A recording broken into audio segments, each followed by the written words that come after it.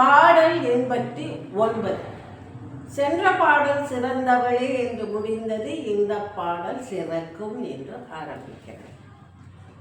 சிறப்பான தாமரை மலரில் வைத்திருக்கும் அபிராமி அன்னையை, உன்னுடைய திருவடிகளை நீ எவனுடைய தலையிலாவது வைத்தால் அவனுக்கு மோட்சம் கிடைக்கும்.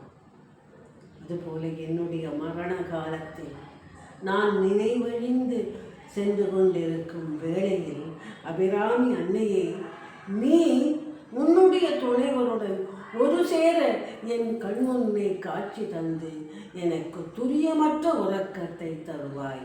துரியமற்ற உறக்கம் என்றால் அந்த நிலையை உறங்காமல் உறங்கும் நிலை. அப்போது மனம் இருக்காது.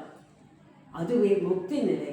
இந்த முக்தி நிலையை எனக்கு தர வேண்டும் அம்மா என்று அபிராமியிடம் வேண்டிக் கொள்ளுகிறார் அபிராம பட்டர். யோக சித்தி பெறவும் மரண காலத்தில் இந்த பாடலை பாடினால் அல்லது யாராவது பாட கேட்டால் மிகவும் சிறப்பு என்று சொல்வார்கள்.